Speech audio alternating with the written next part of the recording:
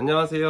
오공원장입니다. 얼마 전에 2021년 9,160원으로 이제 최저임금이 인상이 됐는데요. 많은 원장님들이 사실 고민이 좀 많으실 거예요. 노무계약서를 다시 쓰셔야 될 거예요. 그래서 근로계약서를 작성하실 때 중요한 부분이 어떤 건지 사실 미용사분들이 미용만 해왔지 뭐 노무나 세무 이런 거 뭐 알고 시작했겠어요. 그래서 정확하게 잘 모르세요.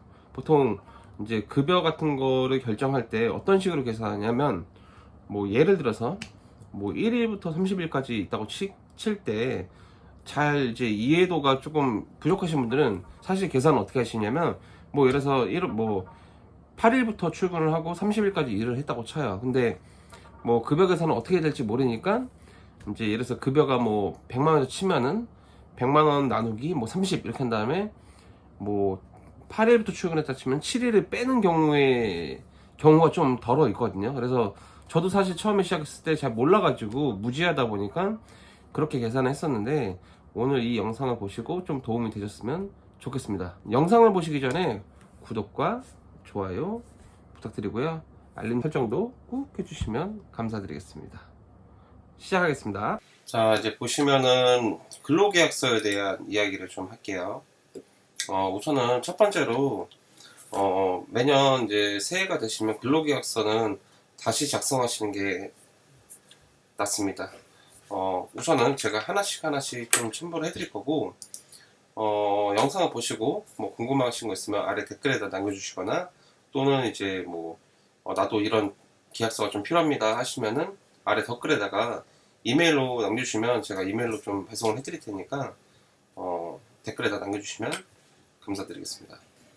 우선은 하나씩 좀 설명을 드릴 건데 지금 보면은 좀 더 크게 근로계약서 쓰실 때 우선은 제가 조금 하나씩 걸음마 하듯이 알려드리도록 할 건데 우선은 이제 사용자 사업주 대표자님의 이제 상호와 그다음에 전화번호, 소재지, 성함, 그다음에 사업자 등록번호 이렇게 들어가야 되고요.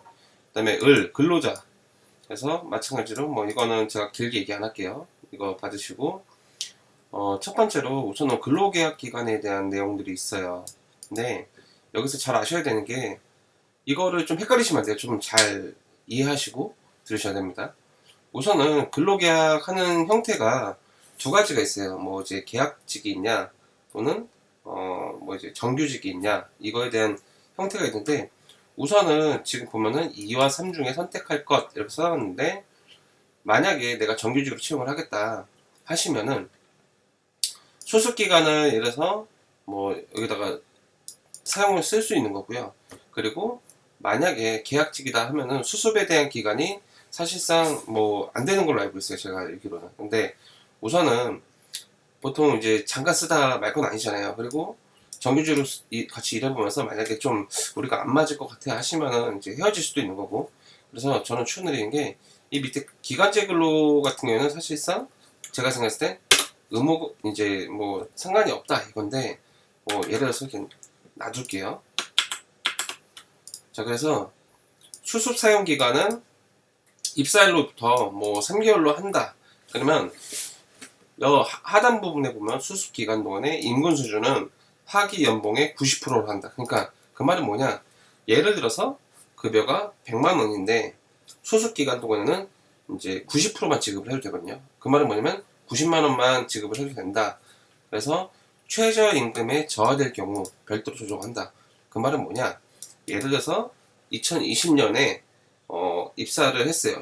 12월 달에. 그러면 2020년 12월에는 이제 8,720원이 되는 거고, 그 다음에 내년도에는 9,160원이 되는 거고, 그 기준에서 이제 수습기간 급여를 책정한다라는 내용이고요. 그래서 근로계약 기간은 입사일 이때부터 기간에 정함이 없는 계약직으로 한다. 근데 여기서 봤을 때 2와 3 중에 선택되어 있다고 했잖아요.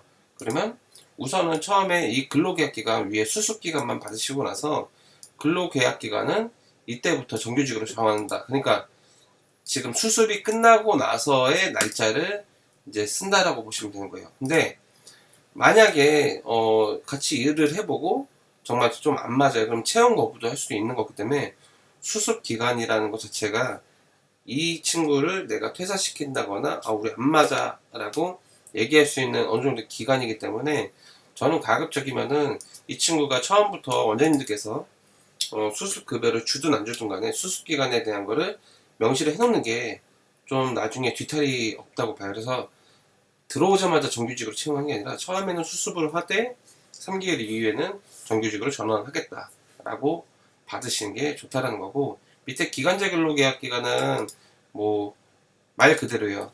언제부터 언제까지만 일하는 거고, 별도로 이제 이야기가 없다면은 근로자로서의 관계는 자동적으로 종료된다라는 거기 때문에 사실 이 3번은 쓸 일이 거의 없죠. 자, 다음 근무장소, 업무장소, 뭐 이거는 제가 뭐 크게 얘기 안 할 거고, 그리고 근로시간 및 휴게시간, 이거에 대해서 좀 말씀드릴게요. 보통 근로시간, 휴게시간에 대한 기준이 사실상 있는 그대로 좀 말씀드리자면, 저도 미용실 운영하지만 이 시간대로 원칙대로 사실 지켜지기가 좀 힘든 건 사실이에요. 하지만 요즘에는 조금 예전하고 좀 다른 게, 미용의 문화 자체가 어느 정도의 휴게 시간도 보장을 해줘야 되고, 식사하는 동안에 뭐 어느 정도 밥 먹을 여유도 주고, 이제 일하면서 어느 정도 자기 시간이 좀 저는 필요하다고 생각을 하거든요. 근데 저도 예전에 처음 했을 때는 그래 약간 꼰대 아닌 꼰대 같은 생각을 했던 것 같아요. 밥 빨리 먹고 나와서 빨리 도와줘야 되는 거 아니야, 이런 생각을 했는데, 요즘에는 좀 시대가 많이 바뀌었다 보니까 휴게에 대한 부분이 확실하게 이제 보장을 해줘야 되기 때문에, 간혹가다 그런 분들이 있어요. 이제 저한테 이제 최저임금 어떻게 맞춰야 되냐라고 얘기하시면, 뭐 급여가 어떻게 줘야 되냐 하면, 제가 우선 물어보는 건 출근 퇴근 시간이 어떻게 돼요 하면은 영업 시간이 몇 시부터 몇 시다라고 얘기하시는데, 저는 이제 다르게 물어요. 아니 그거 말고 정확하게 출근해서 퇴근하는 시간을 말씀을 해줘달라. 보통 그러면은 좀 약간 당황하실 때 얘기하는 경우가 좀 있거든요. 그래서 정확하게 출근과 퇴근에 대한 시간이 확실하게 좀 명시를 해주시고, 또 한 가지로 이제 휴게 시간도 정확하게 말씀해 주셔야 돼요. 그래야 이제 어떻게 짤 수 있는지는 그건 조금 편하게 결정을 할 수 있으니까. 어쨌든 여기에는 근로시간과 휴게시간을 명확하게 해서, 뭐 화요일부터 금요일, 그 다음에 토요일부터 일요일, 토요일, 일요일 이런 것들에 대한 근로시간, 그래서 휴게시간은 여기는 뭐 1.5시간, 여기도 1.5시간, 일요일에는 1시간 이렇게 명시를 해놨어요.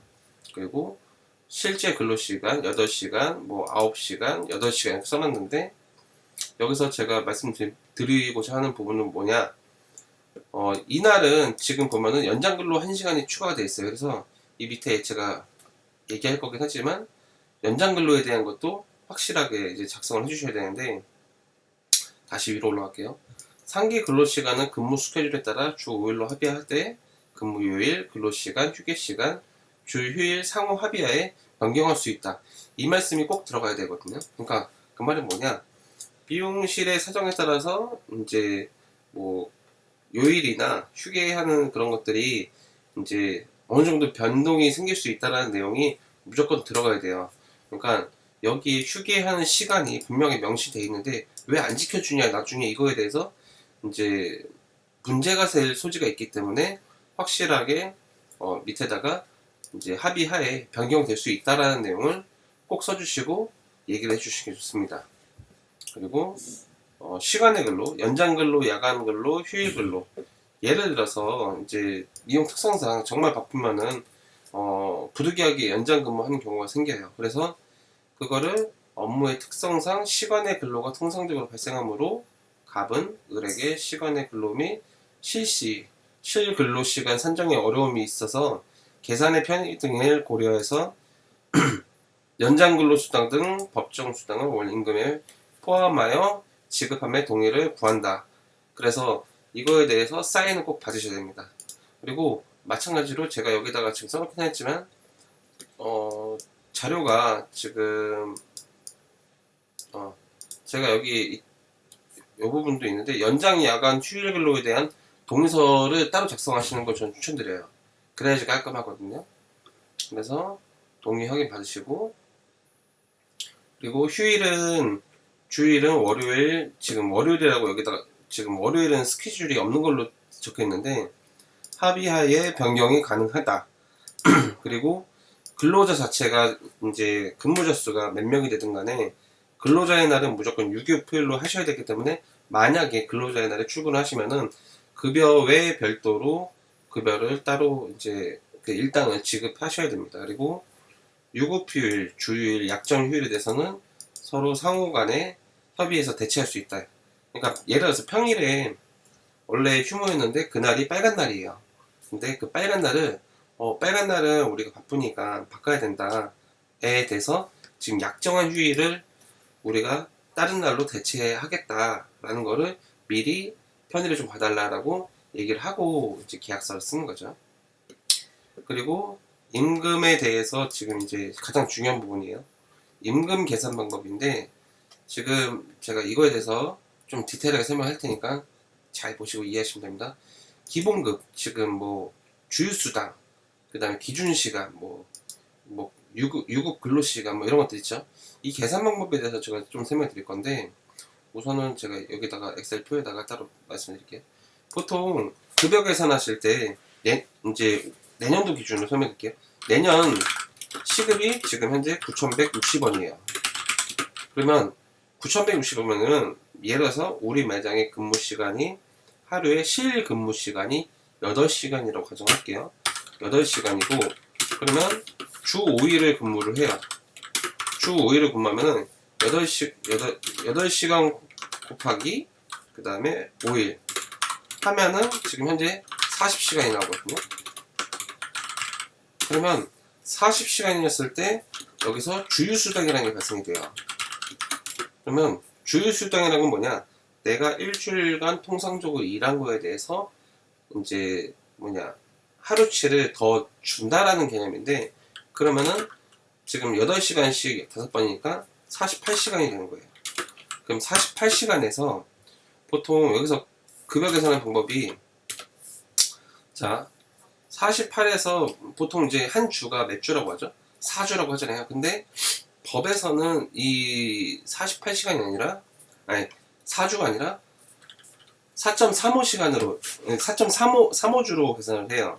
그래서 48 곱하기 4.35로 계산을 해야 돼요. 그러면 대략적으로, 자, 여기서 제가 계산할게요. 48 여기다가 제가 4.3 여기 48이라고 해놨어요. 여기서 48 곱하기 4.35로 하면은 지금 208.8이 나오거든요, 숫자가. 여기 보면 이거를 반올림을 하게 돼요. 그러면 209시간이 나오게 되는 거거든요. 그거를 지금 209시간에다가 9,160원, 지금 이게 내년도 최저시급이거든요. 그러면 얘 곱하기 9,160원 하면은 내년도의 최저임금이 지금, 이게 콤마로 해줄게요. 191만 4,440원이 나오게 되는 거예요. 근데 이제 이거는 누구나 다 알 수 있어요. 인터넷 검색하면 나오니까. 근데 예를 들어서 매장의 상황상 주 5일이 아니라 뭐 주 3일을 시킬 수도 있고, 주 4일을 시킬 수도 있고, 그리고 하루에 뭐 8시간이 아니라 6시간만 쓸 수도 있는 거고 하잖아요. 그거에 대한 계산 방법을 잘 모르시니까 그거에 대해서 이제 말씀을 드릴게요. 자, 예를 들어서 하루에 근무하는 근로시간이 6시간으로 가정을 할게요. 이 친구가 6시간 근무를 해요. 자, 이거는 제가 지울게요. 헷갈리시니까. 6시간 근무를 하고, 그리고 주 4일을 근무한다고 할게요. 자, 하루에 실제 근로시간이 6시간이고, 그 다음에 주 4일을 근무한다고 할게요. 그러면 지금 최저임금이 9,160원이에요.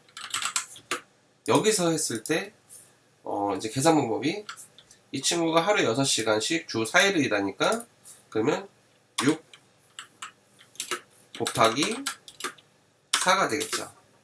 그러면 자, 6 곱하기 4 24시간이에요. 근데 주휴수당 어떻게 계산해야 돼요 하시는데, 여기서 제가 쉬운 방법을 할게요. 주 5일로 기준해서, 자, 24를요 나누기 5로 나누세요. 그러면 4.8이라는 금액이 나오거든요. 여기서 이 24 이제 한 주간 일했던 시간과 이게 주유 수당의 시간이에요. 그러면 24 더하기 4.8 하면 되거든요. 그러면 얘랑 얘를 더하시면 28.8이 나와요. 그러면 아까 전에 제가 말씀드린 것처럼 급여 계산을 할 때 보통 뒤에 소수점은 반올림으로 계산하시면 되거든요. 그러면 29이 나오는 거예요. 그럼 29시간을 근무했다고 보시면 돼요. 그러면 여기서 29시간 곱하기 9,162번. 그러면 한 주에 근무한 이제 급여가 지금 현재 265,640원이거든요. 근데 이제 월급으로 계산을 해야 되잖아요. 그러면 아까 전에 제가 말씀드렸던 4.35주라는 게 있어요. 주. 그러면 이 아이를 여기서 29 곱하기 4.35로 계산하면은 한 달 총 근무 시간은 126시간이 되는 거예요. 그러면 126시간이죠. 그러면 아까 전에 이거는 한 주당 근무에 대한 급여인 거고, 자 이거는 월급이거든요. 126시간 곱하기 9,160원. 그러면 한 달 총 급여는 주 6일에 아니 주 4일에 6시간 근무한다라고 기준했을 때는 지금 총 근무 시간은 126시간이기 때문에 111만 5,460원이 나오는 거예요. 혹시 이해가 안 되시면 댓글 달아주세요. 어쨌든 이쪽으로 다시 돌아서 지금 현재 여기 보고 계신 거는 여기 이거는 이제 2020년 기준인 거고요. 맞나? 2020년인 것 같아요. 그렇게 되고 어쨌든 간에 저희는 이제 연장 근무에 대한 거를 1시간씩을 추가해주고 4.3시간으로 계산해 준 거예요. 그리고 유급 근로 시간은 여기서 저희가 이게 액수를 이렇게 맞추려고 이제 올렸는데 어쨌든 급여 계산은 이런 식으로 하시면 된다. 그리고 자 상기의 근로 시간을 초과하여 근로를 할 경우 반드시 뭐 사정결제를 받은 경우에 하나의 유급을 인정한다. 계산 방법은 시간의 근로수당과 통상시급 근로시간 법정 계산에 따른다. 자 여기서 아니다. 제가 밑에서 설명할게요. 지급 방법은 매월 초부터 말일까지 정산해서 다음 달 10일에 지급을 하는 걸로 하고, 지급 방법은 매장 상황에 따라서 뭐 또는 이제 받는 사람의 사정에 따라서 현금 지급 또는 계좌이체로 한다. 간혹가다 그런 경우가 있는데 현금으로 지급하면 그게 불법이라고 생각하시는 부분들이 있는데 꼭 그렇지는 않아요. 계좌이체로 받을 수도 있는 거고 현금으로 받을 수도 있는 거고, 이거는 이제 사업주나 또는 이제 근로자분들 다 알고 계시면 좋습니다. 그리고 임금 적용기간은 매월 1일로부터 말일까지로 한다 이렇게 쓰시면 되고, 그리고 급여의 공제, 결근이나 지각이나 조퇴, 뭐 미용실들에서 간혹 그런 경우 있잖아요. 요즘에 있나 모르겠는데 지각하면 지각비 같은 거 받잖아요. 사실상 그거는 받으면 안 돼요. 그러니까 예를 들어서 매장에서 뭐 지각비나 뭐 이런 걸 하겠다고 했다 그러시면 여기 보면은 근로자 대표 선임계라는 게 따로 있거든요. 이게 뭐냐 하면 지금 매장에서 이제 뭐 조건이나 여러 가지 기타 뭐 이런 체계나 규율 있죠. 그런 것들을 나는 내가 근로자들끼리 같이 결정해서 한 거기 때문에 사업주에 대해서 사업주가 이거에 관여하지 않았다라는 그런 내용인데, 그런 거를 해야지만 지각비니 뭐니 이런 거를 할 수 있는 거고, 그거와 별개로 급여나 뭐 이런 부분에서 결근 지각 조퇴 이런 것들은 시간만큼 공제하고 지급해도 상관이 없어요. 그러니까 그거 아셔야 돼요. 무노동 무급이고요, 윤노동 유급이에요. 그리고 뭐 중도 입사 퇴사자에 대해서 경우는 일하라여 지급한다 뭐 이런 내용도 하시고, 그리고 연차 유급 휴가 근로기준법상 상시 근로자 5인 이상 경우 따른다. 이 말이 뭐냐, 예를 들어서 1년 이상 근무를 하게 되면은 최저 연차에 대해서는 법정에서 법으로 규정하는 게 15일 이상을 무조건 줘야 되거든요. 근데 예를 들어서 상시 근로자 5인 이하다 그러면 사실상 연차 줄 필요도 없고요. 그리고 연차를 못 썼다고 해서 연차 유급 휴가에 대한 이제 휴가비나 이런 거를 줄 필요도 없어요. 근데 이 부분을 잘못 알고 있는 게, 보통 보면은 예를 들어서 우리 매장에 인턴이 5명이다 그러면 근로자가 5명이라고 생각을 하잖아요. 근데 5명은 맞지만 여기서 말한 상시 근로자에 대한 기준이 있는데, 이 상시 근로자라는 게 뭐냐, 한 달 30일 중에 예를 들어서 16일 이상을 5명이 근무를 한다 하면은 상시 근로자 5인 이상의 매장인 거고, 예를 들어서 인턴이 10명이 있는데 이제 한 달 30일 중에 14일만 5명이 있고, 그리고 14일 뭐 14일까지는 뭐 10명이 다 근무하는데 나머지 16일은 뭐 4명밖에 근무를 안 해요. 그러면 5인 이하 매장이에요. 그랬을 때는 여기서 달라지는 건 뭐냐, 연차도 지급 의무가 없어지고, 또 한 가지가 이제 연장 근로 수당이 보통 보면은 최저임금에서 1.5배가 이제 가산이 돼서 포함이 되거든요. 근데 상시 근로자가 5인 이상이 아닌 경우에는 그만큼 줄 필요가 없어요. 그냥 정해진 대로 그냥 최저임금만 주면 돼요. 마찬가지로 이제 인턴분들이나 뭐 이제 근로자로 계신 분들도 이거 확실히 알고 계시면 돼요. 그리고 복무규율 뭐 이런 것들은 제가 사실 뭐 그냥 도덕적인 거라서 크게 얘기는 안 할게요. 그리고 퇴직할 때 그런 경우 있어요.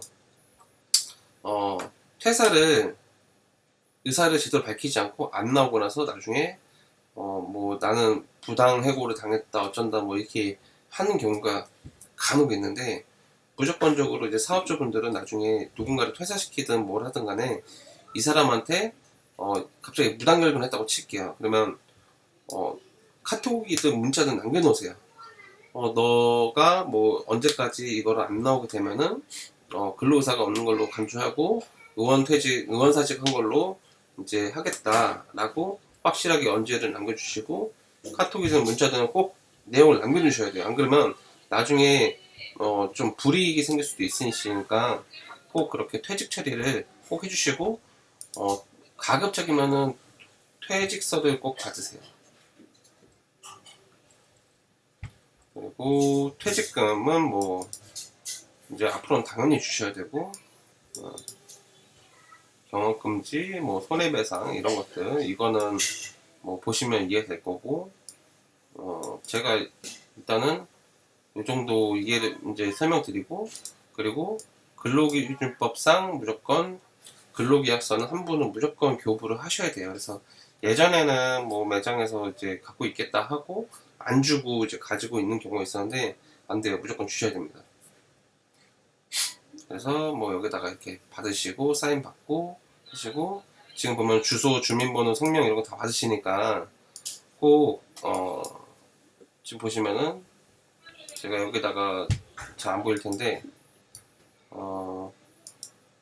개인정보 동의서, 그 다음에 근로자 대표 선계, 그 다음에 연장 야간 휴일 근로 동의서, 연차 유급 휴가에 대한 대체 합의서, 그거랑 밑에 보면은 퇴직금 수령증, 그 다음에 근로계약서 다 받으셔야 돼요. 그러니까 서로가 서로를 위해서 지키기 위해서 저는 계약서를 쓴다고 생각을 하거든요.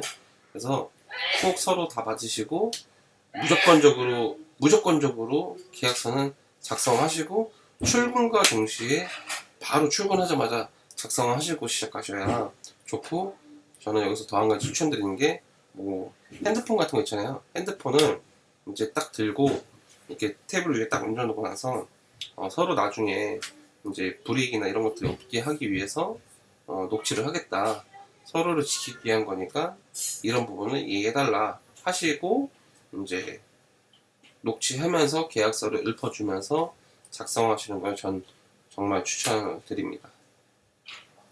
뭐 궁금하신 거 있으시면은 이제 아래 댓글에다 남겨주시고, 또는 이제 뭐 이 계약서들이 좀 필요하시다 하시면은 아래 이메일에다가 넣어주시면 제가 이제 이메일로 발송을 해드리도록 하고요. 궁금하신 거 있으시면 나 이것도 알고 싶어요 하시면은 댓글에다가 남겨주시면 제가 최대한 잘 만들어 보도록 하겠습니다. 이상 미용실 연구소의 오공 원장이었고요. 구독과 좋아요, 알림 설정도 해주세요. 감사합니다.